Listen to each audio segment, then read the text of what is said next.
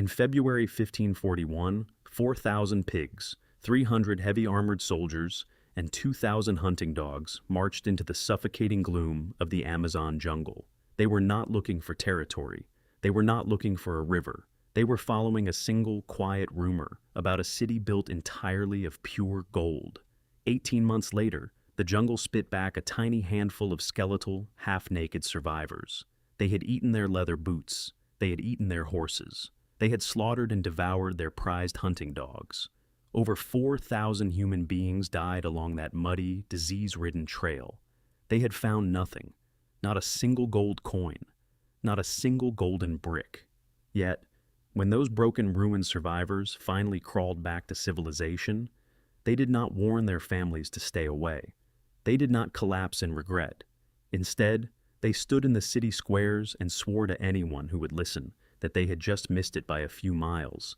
They claimed the Golden City was right over the next hill. Why would intelligent, rational people endure absolute hell, watch thousands of their friends die, lose every single penny they owned, and then double down on the very lie that destroyed them? The answer is not ancient greed. It is a terrifying, hardwired glitch in human psychology, a psychological trap that forces your mind to prefer a lethal fantasy over the crushing embarrassment of admitting a mistake. And the strangest part, to understand how a whole army was tricked into walking to their deaths, you have to look at a bath taken in a high mountain lake in 1536.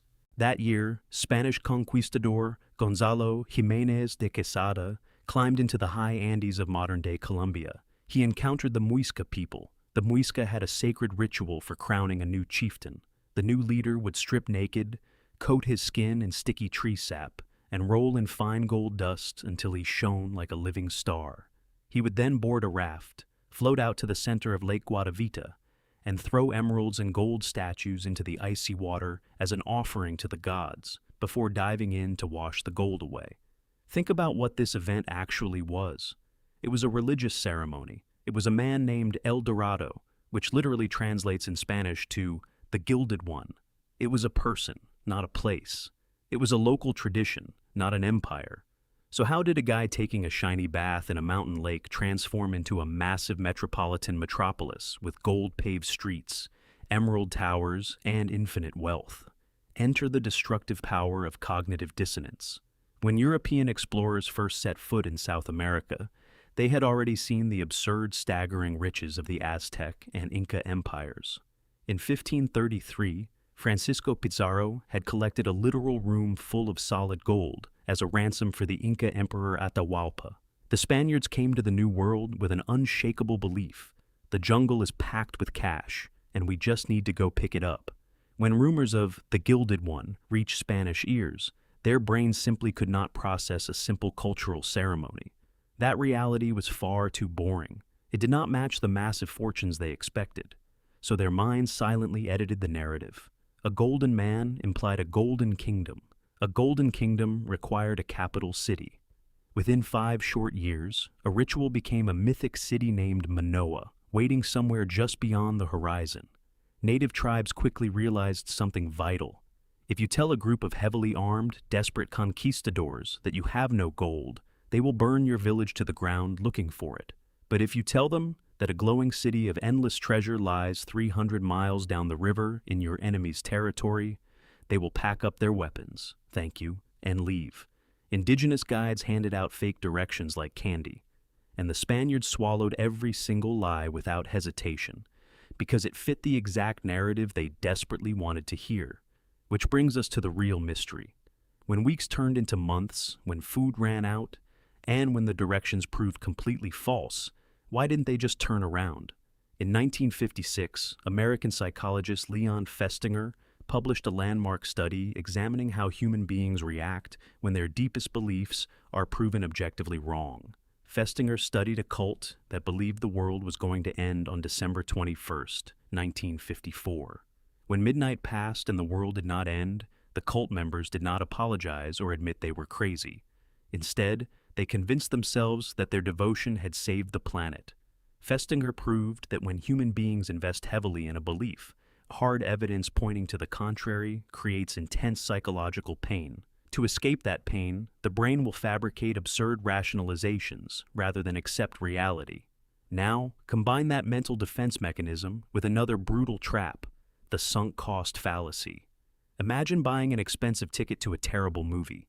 10 minutes in, you realize the story is garbage and you are miserable. The logical move is to stand up and walk out. But most people sit through 2 hours of agony, telling themselves, well, I already paid $20, so I might as well stay. Your brain hates losing resources so much that it forces you to throw away even more time and energy just to justify what you already lost.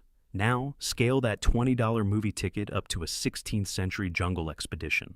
By month 6, an explorer like Gonzalo Pizarro had buried his best friends, spent his family's entire life savings, and eaten his own leather belt to stay alive.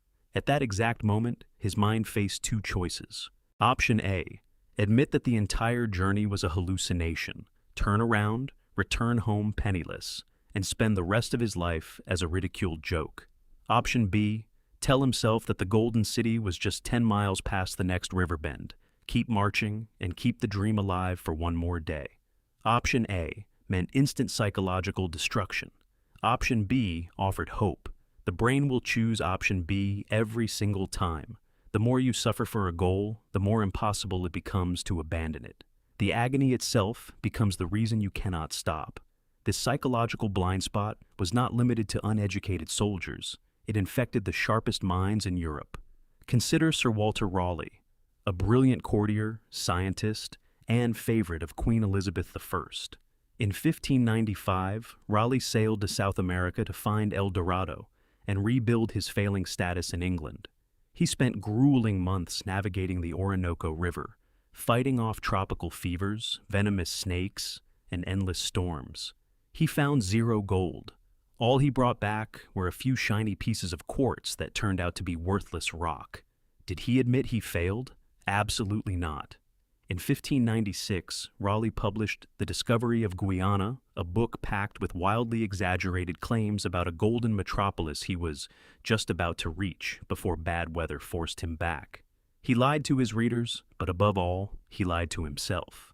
21 years later, in 1617, Raleigh was an aging sick prisoner in the Tower of London. He begged King James I for one final chance to locate the city. The king agreed under one strict condition. If Raleigh attacked any Spanish outposts, he would be executed upon his return. Raleigh took the insane gamble. He took his own son, Wat, on the voyage. It was an utter disaster. No gold was found. During a desperate attack on a Spanish settlement, his son Wat was shot and killed. In 1618, Raleigh returned to England with empty hands, a dead son, and a destroyed legacy. On October 29, 1618, he walked up the steps of a scaffold in London and was executed by decapitation. He traded his fortune, his freedom, his child, and his own head for a myth that started with a guy taking a bath in a lake. We look back at men like Pizarro and Raleigh and treat them like historical anomalies. We laugh at their ignorance. We convince ourselves that modern logical people could never fall for such a transparent trick. But El Dorado never disappeared. It just changed its outfit. Every time someone holds onto a crashing stock because they cannot stand the pain of locking in a loss, they are marching into the Amazon. Every time someone stays in a toxic relationship for 10 years because they already put so much time into it, they are eating their leather boots in the mud.